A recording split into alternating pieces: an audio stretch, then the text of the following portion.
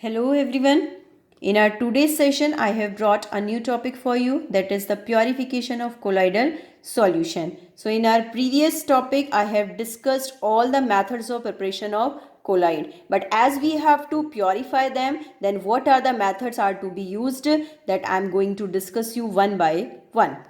So the first method which we have to use, this is a dialysis, electrodialysis, and next is to be ultrafiltration. So the first method which I am going to discuss with you, this is the ultrafiltration. As it is getting cleared from the name ultrafiltration, means we have to do the process of filtration but with the minute holes. So in this process, what is to be done? It is the process of separating the colloidal particle from the solvent and solute particle present in the colloidal solution by specially prepared filters which are permeable to all substances except the colloidal particle. So in this process, what is to be done? A special type of filter paper, it is to be dipped in a specific chemical that we call it, this is 4% solution of nitrocellulose in a mixture of alcohol and the ether, and after that it is to be hardened by dipping in formaldehyde, and after that it is to be finally dried. This dried filter paper will show the fine filtration. Why does it happen?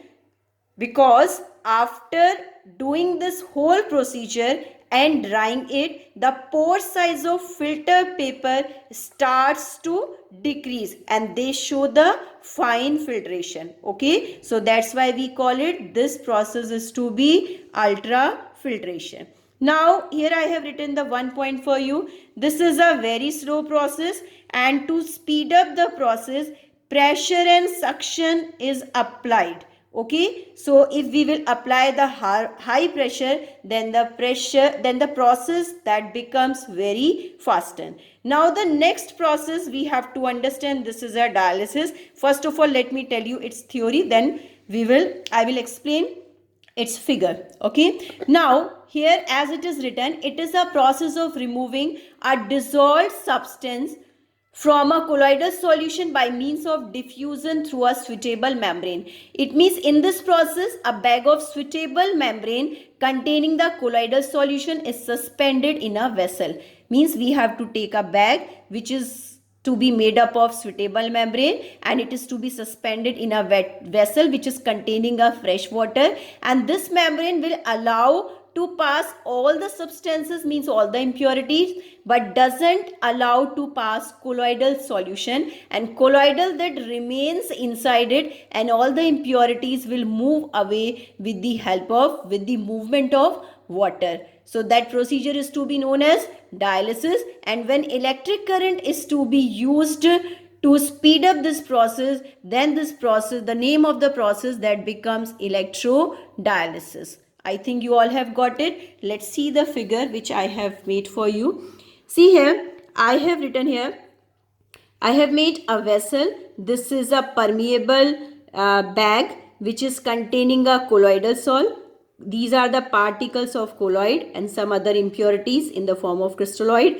When we will pass the water, then water will continuously flow, and crystalloid plus water that comes out, and the sol particle colloid that remain inside the permeable bag. Now when we are fastening that process by using the electric current, then what is happening there?